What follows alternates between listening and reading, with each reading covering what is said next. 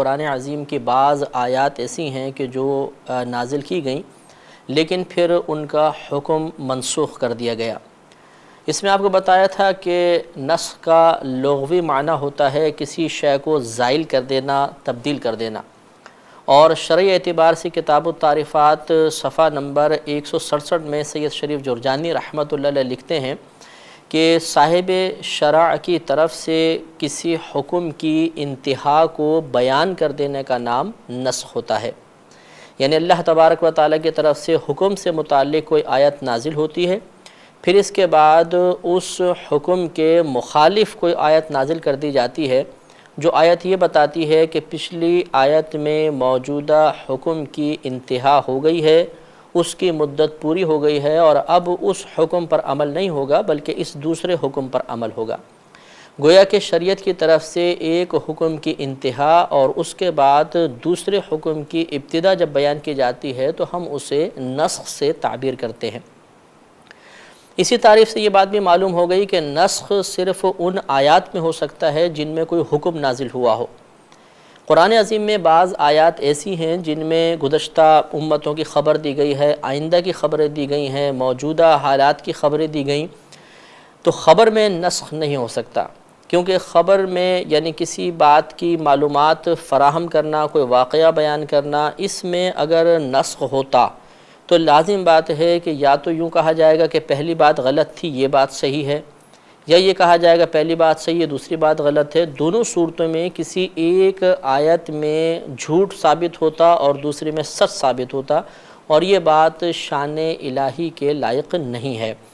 لہٰذا خبروں میں کبھی بھی نسخ نہیں ہوگا، نسخ ہوگا ہمیشہ احکام والی آیات میں۔ تو کوئی حکم اللہ تبارک و تعالی نازل فرماتا ہے، پھر دوسرا حکم اس لیے نازل کر دیا جاتا ہے تاکہ لوگوں کو معلوم ہو جائے کہ پہلے حکم کی مدت پوری ہو چکی ہے، اب اس پر عمل نہیں کرنا ہے بلکہ اس دوسرے حکم پر عمل کرنا ہے جو اس کے بعد نازل کیا گیا۔ اس کے ثبوت کے طور پہ سورہ بقرہ کی آیت نمبر 106 میں نے آپ کی خدمت میں عرض کی تھی کہ اللہ تبارک و تعالی نے ارشاد فرمایا کہ ما ننسخ من آیت او ننسها نأتی بخیر منہا او مثلہا، کہ جب ہم کسی آیت کو منسوخ کر دیتے ہیں یا اسے لوگوں کو بھلا دیتے ہیں تو پھر ہم اس سے بہتر یا اسی جیسی کوئی ایک اور آیت لے آتے ہیں۔ اس سے معلوم ہوا کہ نسخ باقاعدہ ہوگا، اور یا بعض اوقات ایسا ہوتا ہے کہ اللہ تبارک و تعالیٰ کسی آیت کو ذہنوں سے بالکل محو کر دیتا ہے اور اس کی جگہ کوئی دوسری آیت نازل کر دی جاتی ہے۔ یہ ہم نے تھوڑی سی بات پچھلے پروگرام سے متعلقہ جو اس میں بھی ذکر کی گئی تھی آپ کے سامنے بیان کی ہے۔ آج اسی موضوع کو ہم کنٹینیو کرتے ہوئے تیسرا اسی نسخ سے متعلق ایک موضوع لے کر آئیں گے کہ ثبوت نسخ کس طرح ہوگا، یعنی ہمیں کس طرح معلوم ہوگا کہ کوئی آیت منسوخ ہو گئی ہے۔ تو الاتقان فی علوم القرآن میں علامہ جلال الدین سیوطی رحمۃ اللہ علیہ جلد دوسری ہے صفحہ نمبر 24 پر آپ ارشاد فرماتے ہیں کہ نسخ کے ثبوت کے مختلف ذرائع ہیں اور ان ذریعوں سے کوئی آیت منسوخ کی جا سکتی ہے یا اس کے نسخ کو ثابت کیا جا سکتا ہے۔ اس میں ایک تو مسئلہ یہ ہوتا ہے کہ جب دو آیتیں باہم متعارض ہو جائیں، ٹکرا جائیں، ایک میں حکم کچھ اور ہو اور دوسری میں حکم اس کے بالکل اپوزٹ ہو،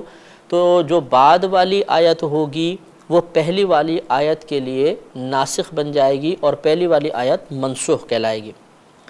لیکن شرط اس میں یہ ہوتی ہے کہ ان دونوں کا شان نزول ہمیں معلوم ہونا چاہیے، وقت نزول معلوم ہونا چاہیے، کیونکہ شان نزول جیسے کہ انشاءاللہ جیسے ہم نے اس پر بحث کی تھی کہ شان نزول جاننے کا فائدہ یہ ہوتا ہے کہ معلوم ہو جاتا ہے کہ یہ آیت کس وقت نازل ہوئی تھی، پھر دوسری آیت کا اگر شان نزول معلوم ہوگا تو پتہ چل جائے گا کہ یہ آیت اس سے پہلے کی ہے یا اس سے بعد والی ہے۔ تو جب ان میں باہم ترتیب معلوم ہو جاتی ہے شان نزول کے ذریعے، تو آگے والی آیت جس میں پہلے والی آیت کے مخالف حکم ثابت ہو رہا ہو وہ پہلی والی کے لیے ناسخ بن جائے گی اور دوسری کو منسوخ قرار دیں گے۔ دوسرا اس کا ذریعہ ہوتا ہے صحیح حدیث کے ذریعے۔ اگر کوئی صحیح حدیث بالکل صحیح ہو اور اس کے راوی وغیرہ تمام اعلیٰ مطلب ان میں شرائط پائی جاتی ہوں، اعلیٰ خصوصیات اور اعلیٰ صفات کے حامل ہوتے ہیں، تو ان کی حدیث سے بھی قرآن کا نسخ جائز ہوتا ہے۔ اور تیسرا کسی صحابی کا قول جو صحیح سند کے ساتھ مروی ہو کہ فلاں آیت سے منسوخ ہے، وہ باقاعدہ خود بیان کر دیں، تو اس صحابی کے قول کو بھی فوقیت حاصل ہوتی ہے۔ لیکن یاد رکھیں کہ اس سلسلے میں عام مفسرین یا کسی مجتہد کا اگر کوئی قول ہوگا جو بغیر کسی صحیح سند کے وہ ذکر کر دیں، مثلا کوئی مجتہد کہے کہ فلاں آیت منسوخ ہے اور اس نص کے ثبوت کے لیے کوئی صحیح سند بیان نہیں کرتا، کوئی قرآن کی دوسری آیت یا کوئی حدیث یا کسی صحابی کا قول پیش نہیں کرتا، تو اس مجتہد کا یہ قول قابل عمل نہیں ہے، قابل قبول نہیں ہوگا۔ ایسے ہی عام مفسرین بھی بغیر صحیح سند کے کوئی بات کہیں گے تو ان کا قول قابل قبول نہیں ہے۔ اس سے معلوم ہوا کہ نسخ کے معاملے میں انتہائی احتیاط سے کام لیا جاتا ہے۔ لیکن یہاں پر ایک شبہ اور پیدا ہو سکتا ہے، وہ یہ کہ کیا حدیث مبارکہ سے قرآن پاک کا نسخ کرنا جائز ہے؟ اس لیے کہ قرآن اعلیٰ درجے کا ہوتا ہے اور حدیث اس سے ادنیٰ درجے کی ہوتی ہے، اور ادنیٰ درجے والی چیز سے اعلیٰ درجے والی چیز کو تبدیل کرنا، اس کو زائل کرنا، یہ کس طرح جائز ہو سکتا ہے؟ اس شبہ کا ازالہ کرتے ہوئے علماء کرام نے یہ ارشاد فرمایا کہ نبی کریم صلی اللہ علیہ وسلم احکام شرعیہ سے متعلق خصوصاً اپنے پاس سے کچھ کلام نہیں فرماتے، وہ اللہ تبارک و تعالی کی طرف سے آپ پر احکامات وحی ہوتے ہیں، وحی اس کی جاتی ہے اور آپ اس کو عوام کے سامنے بیان کر دیا کرتے تھے۔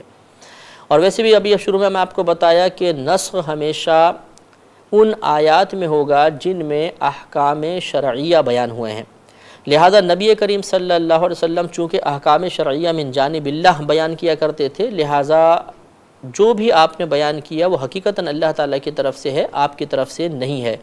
اس کے ثبوت کے طور پہ آپ دیکھیں سورہ نجم آیت نمبر 3 اور 4 میں اللہ تبارک و تعالیٰ ارشاد فرماتا ہے کہ وَمَا يَنطِقُ عَنِ الْهَوَىٰ إِنْ هُوَ إِلَّا وَحْيٌ يُوحَىٰ، کہ یہ نبی کریم صلی اللہ علیہ وسلم اپنی خواہش کے تحت کچھ کلام نہیں فرماتے، بلکہ یہ تو وہی کلام کرتے ہیں جو ان کی طرف وحی کیا جاتا ہے، یعنی جو آپ پہ وحی نازل کی جاتی ہے آپ اسے عوام کے سامنے بیان فرماتے ہیں۔ اس سے معلوم ہوا کہ نبی کریم صلی اللہ علیہ وسلم کا اگر کوئی قول صحیح سند کے ساتھ مروی ہو جائے تو اس سے قرآن پاک کا نسخ بالکل جائز ہے، کیونکہ وہ صحیح قول جو نبی کریم صلی اللہ علیہ وسلم سے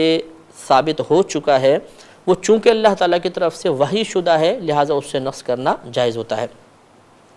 ایک آخر اس میں بات کہ نسخ میں کیا حکمت ہے؟ اللہ تبارک و تعالیٰ ایک حکم نازل فرماتا ہے پھر اس کو ختم فرما دیتا ہے، تو اس میں کوئی نہ کوئی حکمت تو ہوگی۔ تو علماء کرام نے ارشاد فرمایا کہ اس میں دو طرح کی حکمتیں ہوتی ہیں۔ بسا اوقات تو ایسا ہوتا ہے کہ پہلے ایک حکم آسان نازل کیا جاتا ہے اور پھر جب لوگ اس آسان حکم پر عمل پیرا ہونے کے عادی ہو جاتے ہیں تو ان کی آزمائش کے لیے اس سے سخت حکم نازل کر دیا جاتا ہے۔ اور کبھی ایسا ہوتا ہے کہ کوئی پہلی آیت میں مشکل حکم نازل کیا جاتا ہے، سخت حکم نازل کیا جاتا ہے،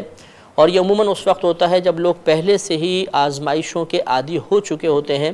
اور پھر اللہ تبارک و تعالیٰ ان پر آسانی کا ارادہ فرماتا ہے اور اس سے کوئی ہلکا حکم نازل کر دیا جاتا ہے۔ ان